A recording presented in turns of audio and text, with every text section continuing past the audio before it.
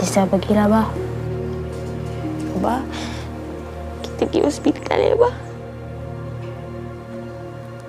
Saya telefon Pak ambulans. Janganlah macam ni, bang. Sakit abang tu dah teruk sangat dah tu. Abah. Abah jangan macam ni. Saya risau, Abah. Saya... Apa, Abah? Saya dengar. Mak bangga dengan kau, Ashrid. Suka tolong orang sana sini. Seolah-olah macam mak berjaya didik kamu. Larang pun kau buat juga. Terima kasih, Mak. Terima kasih. Tapi kamu kena dengar cakap mak. Selagi kamu tak dapat ijazah, kamu jangan ada apa-apa hubungan dengan Sarina. Mak nak kamu ubah hidup Sarina, hidup mak. Dengar? Asyik akan cuba, Mak. Jangan cuba je. Demi mak dengan arwah ayah. Baik, Mak.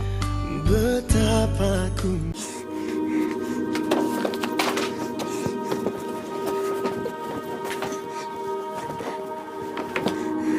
Ya Allah, Kak!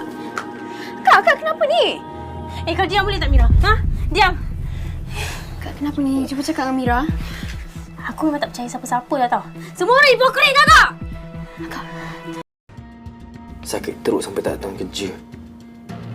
Tapi kenapa dia tak bagi tahu aku? Hei, Sarina ni sukalah buat aku risau. Apalah agaknya aku ni pada dia.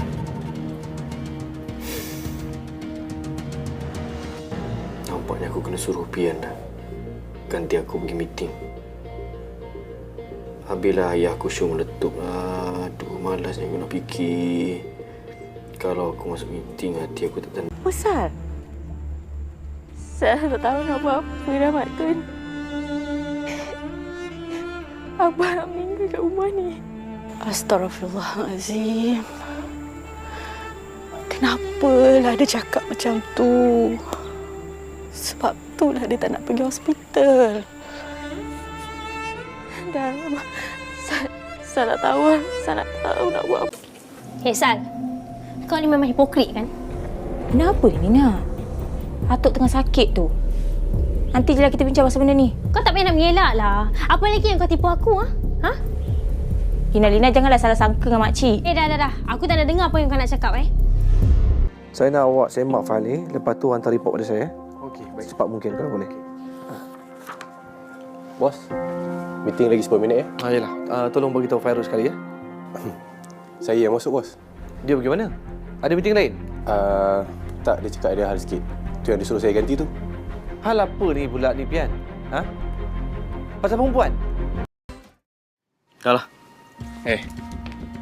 Aku takkan biarkan kau atau keluarga kau sakit hati sana lagi. Ni kau cakap apa ni, ha? Kau tolong jangan libat keluarga aku, Kau cakap baik-baik sikit. Aku kata balik-balik lah. Berambus. Sebelum aku basah kau kat sini. Ashrid! Awak bising apa ni?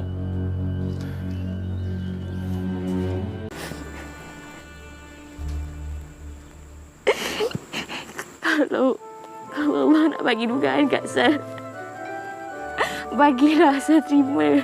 Saya terima dengan hati yang reda, Mak Tun. Tapi jangan ambil apa pada Sal. Saya tak kuat. Sal, kita doa banyak-banyak ya, sayang. Kita doa banyak-banyak. Di nafas pertama, suara azan fajar. Tok Le, Mira sayang Tok Le. Sebab tu Mira nak Tok Le sihat.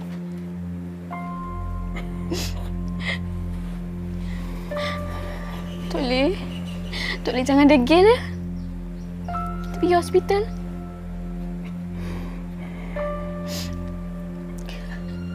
Tok Le. Tolong. Tolong jaga Sal. Pakcik, saya janji. Saya akan jaga Sal, saya akan kahwin dengan dia. Abang. Ya Allah, la ilaha illallah. Sal. Sal.